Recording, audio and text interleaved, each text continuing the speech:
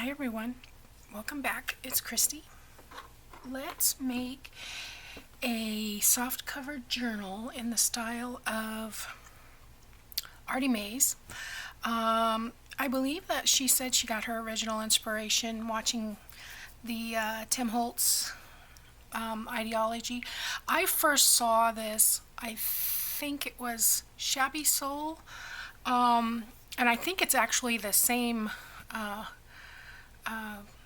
book because she made the book for Tim Holtz and he showed it on his program or whatever. Anyway, it doesn't matter.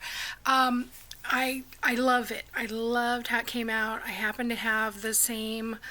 Mine, of course, won't be like hers, but I happen to have the same roll of tissue. She used her freebie kit. I was going to use the Victoria Designs vintage writing journal kit, but I bought the wrong one. I was watching Victoria Design and they had made a whole booklet. Well, I thought, wow, that's a really good price, so I bought it. Well, the one I bought only had a few pieces of the larger kit. So then when I went back and watched Andrea's video, I saw that she had used this, and I just love this. This is the freebie kit that we used. I don't remember what we used it for. Something last month. But anyway, I printed it out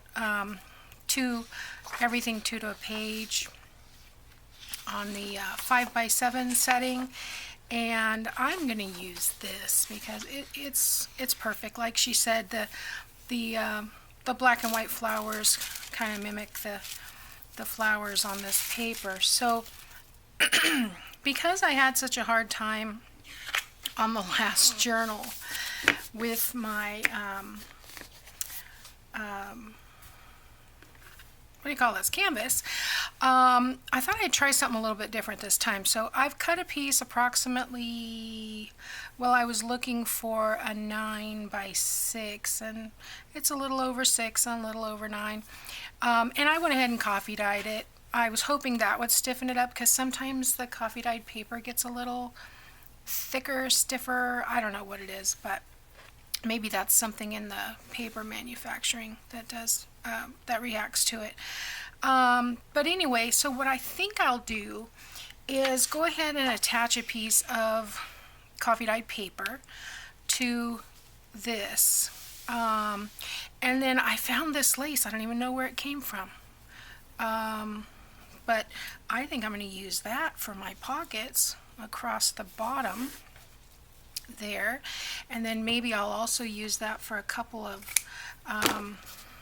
side tucks inside the journal.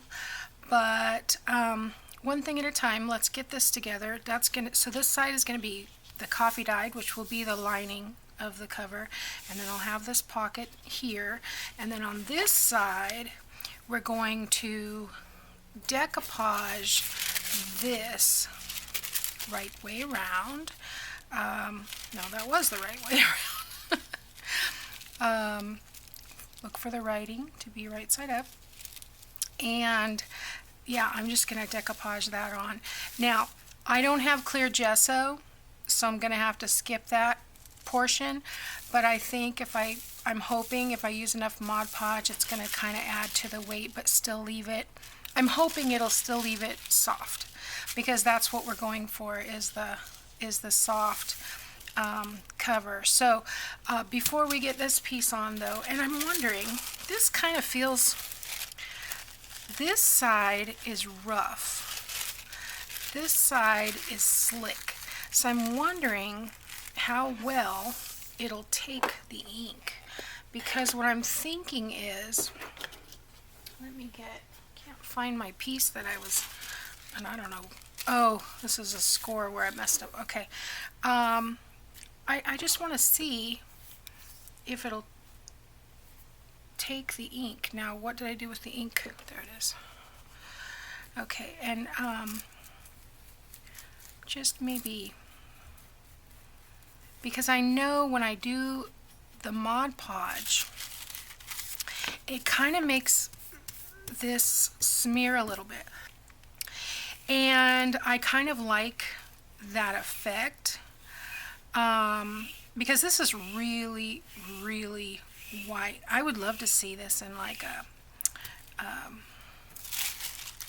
you know, just a hint of beige. But if it'll take the ink and keep the ink, we'll experiment here. Let's see what happens. I did get some Distress Oxide sprays because I'm going to do a crochet along starting at the 18th of September, and so I went to Hobby Lobby to get yarn because it was on sale and found that Tim Holtz was 40% off. So I got the spray Distress inks thinking I could re-ink this, but this is not oxide. Excuse me. So that Hobby Lobby for some reason never has re-inkers. I mean, it's a new store, but you know, I'm gonna have to buy them online.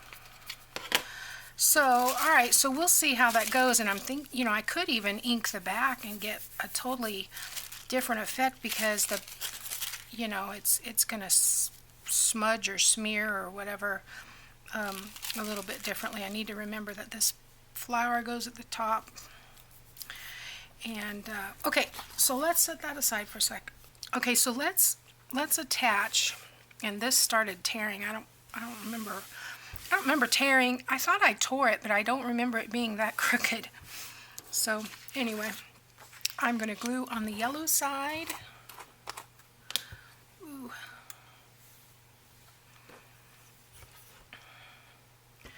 And then we'll put that down. Not sure how much I need. I don't need it to actually, make it attach, so it's good and stuck, because I am going to sew around this. I just need something to help me with the, what's the word, stability, the strength, the part of that canvas that I washed out. Okay, so let's do, now I've got that piece of whatever it is on my finger. Okay, so let's get this piece down. I am going to kind of line it up with the bottom. The bottom's kind of wavy, which looks kind of cool, but I'm just going to kind of center it there. And there.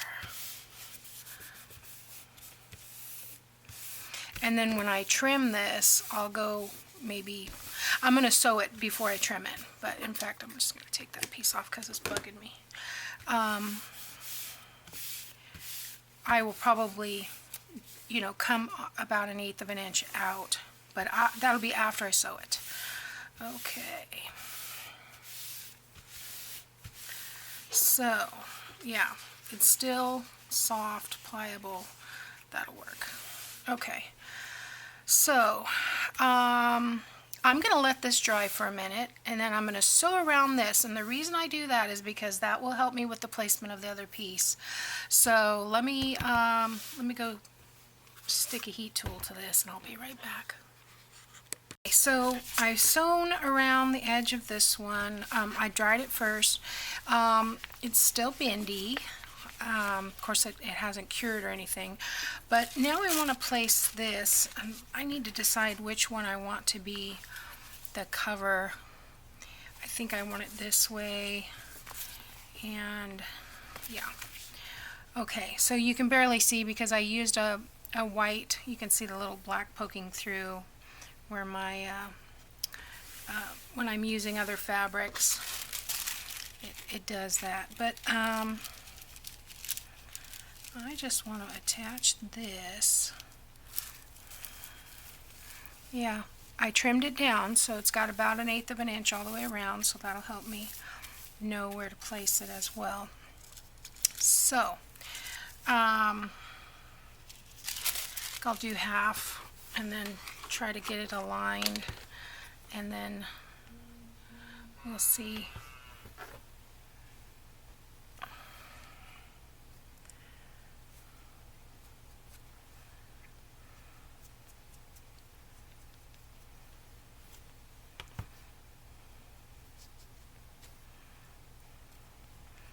Gonna go ahead and coat the whole thing because it will dry clear.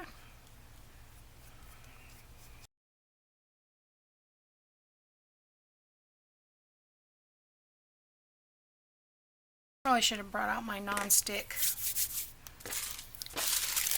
mat, but we'll just try not to make too big of a mess. So let's get that.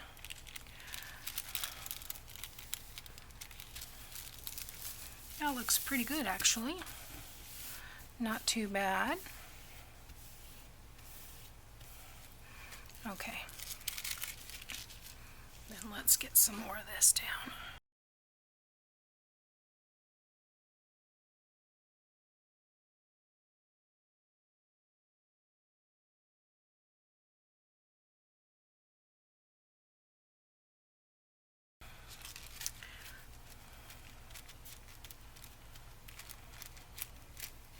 This is starting to get wrinkly from the moisture.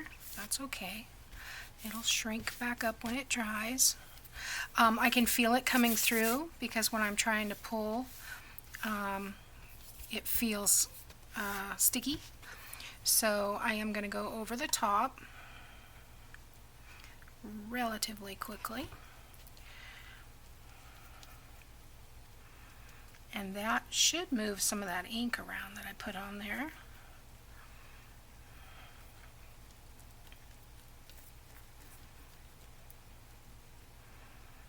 I got a little too much.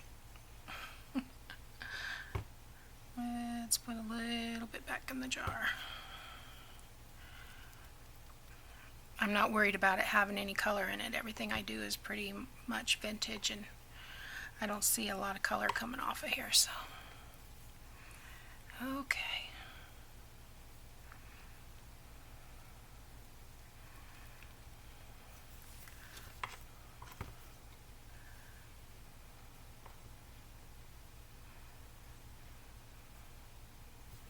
First you can't get enough, and then you get too much. That's why you're supposed to do a little at a time and add. It's so much easier to add than it is to take away. This feels really heavy. I want to get it off that spot there. I'm not worried about the brush strokes. I think it adds to it.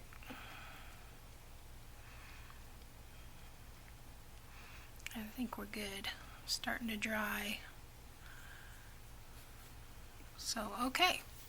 Well, I'm going to clean up this mess and then let this dry, and I guess I'll get to cutting out some ephemera. See you next time.